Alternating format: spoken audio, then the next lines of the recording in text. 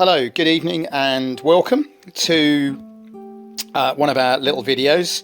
Something a little bit different here. I saw this box the other day. It came from a door, I think, for a kitchen unit, and I thought, you know, if I stick that down, that will make a wonderful baseboard for one of my shunting layouts. As you know, I tend to use these boards and then build it up. And then I realised I could do something a bit more clever with it, which is to build a layout in a box. The reason I wanted to do that was because the lid then comes down, keeps all the sunlight off, keeps all the dirt off, and you've got the novelty of having a complete layout there in a box. Also in here will go this, when the lid comes down, and that's the little fiddle yard that is just gonna, I don't know if Douglas can just pan, but when I've got a bigger table, that just fits on there, and then that runs my locos on and off. So I just wanted to point out a few of the features on here.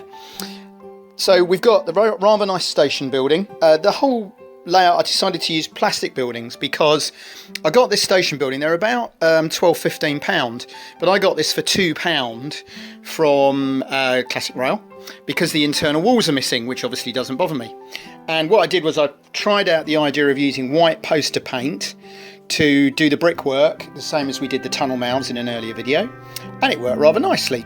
And I black washed and dry brushed the roof and all the valancing here. Obviously the platform's a little lower than it would be in real life, but I have 7.5 centimetres to play with. And that also gave me a challenge with the signal box. However, while we were at the Bluebell show, one of the stands was selling this rather nice Bachmann resin signal box for £5. Now that's obviously a bit more than I would normally pay, but it fit the layout exactly. However, to balance that, I got the goods shed for 20p, again from Richards, worked the white poster paint into the brickwork, the roof that's I need to stick down, that's just tiled plastic sheet. And what I've done is worked black poster paint in to very dry grey paint and then rubbed it off to give the tile effect, which I'm quite pleased with. The track is on ballast mat rather than roofing felt because I wanted to be able to stick it down with PVA. That cost me £4 for the roll, and obviously I've used a tiny bit of it, and that's the Javis one. It's quite nice. The track is my usual old Hornby manual points that needed a bit of clean. And the track's been pinned down with short pins and with PVA glue, which has worked. The end of the platform, just like in real life, I've got posh stones on the nice part and then tarmac. I've got a nice little scene going on in the goods yard with some figures again bought cheaply from Richards and some vehicles I had.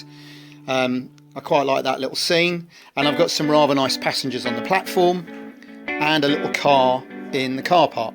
So structurally all I've done is added a little side at each end to make it a bit stronger. Obviously I've cut the front away. The lid has had some cereal packet corner pieces put on to keep it strong. And I have added a piece of corrugated card under the base to give it a bit more strength. The grass is just grass mat. The trees are trees from China. So we're talking about about 10 quid to build that. Given that I spent a bit of money on buildings, and I'll just show you quickly how the locos work. Obviously I've got a very short head shunt. It will only take 040s. However, it does mean that I can switch the point behind it and isolate it. So I've got a little run around here that will take a couple of wagons. Now one of the other options that I've got here is I can use the station pilot idea, which means that if I run this loco in, I can isolate it, run another loco behind to shunt a longer train in. And in fact, the other evening I sat out here and was shunting for an hour and never repeated the same consist twice. So there's a lot of potential. So I'm really pleased with that. It's 60 centimetres. I'm not sure what this is. I think it's just over 30 by 7.5 centimetres tall. But if you think of that, that could live under a cupboard, it could live on top of a cupboard, it could live under a bed. Everything's stuck down, including the vehicles. I literally plug it in. You only need a loco, a couple of goods wagons, a couple of coaches, and you've got a lot of fun. So I really would like to know what people think of this. As always, like, comment and subscribe, and thank you very much for watching. Hi, thanks for watching the video and for the nice comments. Click on the left for a previous video in this series, click on the right for another video you might enjoy, and please don't forget to click to subscribe, like, comment, etc. Thanks again.